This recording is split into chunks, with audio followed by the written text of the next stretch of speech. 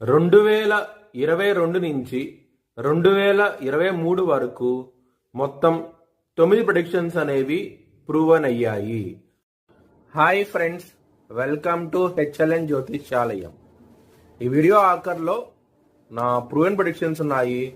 మీరు కనుక నా వాట్సాప్ గ్రూప్లోకి యాడ్ అవ్వాలనుకుంటే కనుక ఇక్కడ మోర్ అని ఉంటుంది, ఆ మోర్ మీద క్లిక్ చేయండి. ఇలా డిస్క్రిప్షన్ ఓపెన్ అవుతుంది. డిస్క్రిప్షన్ ఓపెన్ అయిన తర్వాత ఇక్కడ వాట్సాప్ గ్రూప్ లింక్ ఉంది, అట్లాగే ఇక్కడ మోర్ అని ఉంటుంది ఇంకా. సో ఇవన్నీ లింక్స్ అనమాట. ఈ లింక్స్ అన్ని కరెక్టే, పలానా టైంలో ప్రూవన్ అయింది అనుకుంటేనే నా ఛానల్ సబ్స్క్రైబ్ చేసుకోండి. ఇలా నా వాట్సాప్ గ్రూప్ లింక్ ఉంటుంది, ఆ జాయిన్ గ్రూప్ అని ఉంటుంది.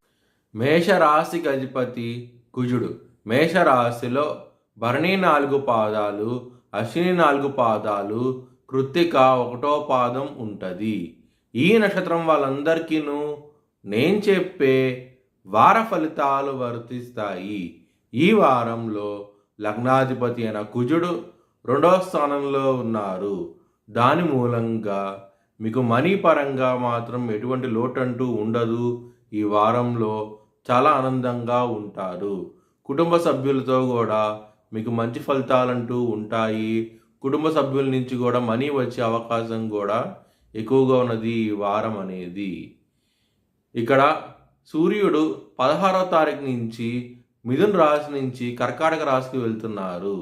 దాని మూలంగా మీకు ల్యాండ్స్ విషయంలో మాత్రం డెవలప్మెంట్స్ అనేవి చాలా బాగుంటాయి. తండ్రి వైపు నుంచి ఆస్తి రావాల్సి ఉంటే కనుక మీకు ఈ వారంలో ఖచ్చితంగా వచ్చే అవకాశాలు ఎక్కువగా ఉన్నాయి. బుధుడు 19వ తారీఖు నుంచి కర్కాటక రాశి నుంచి సింహరాశికి వెళ్తున్నారు. దాని మూలంగా మీకు లవర్స్కి మాత్రం చాలా మంచి ఫలితాలంటూ ఉంటాయి. మీకు లవ్ మ్యారేజ్ కూడా కన్ఫామ్ అయ్యే అవకాశాలు ఎక్కువగా ఉన్నాయి. వారంలో చాలా ఆనందంగా ఉంటారు. 6వ స్థానం అధిపతి అయిన బుధుడు ఆయన 5వ స్థానంలో ఉన్నారు కాబట్టి మీకు ఈఎంఐ విషయాల్లోనూ ఎనిమీస్ విషయాల్లోనూ డెవలప్మెంట్స్ అనేవి వస్తాయి.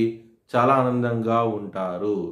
మ్యారేజ్ పరంగా మాత్రం మరియు కెరియర్ పరంగా మాత్రం డెవలప్మెంట్స్ అనేవి ఎక్సలెంట్గా ఉన్నాయి. ఈ వారంలో మాత్రం చాలా ఆనందంగా ఉంటారు. మీ భవిష్యత్ వివరాల కోసమై హెచ్ఎల్ఎన్ జ్యోతిష్యాలయాన్ని సంప్రదించండి.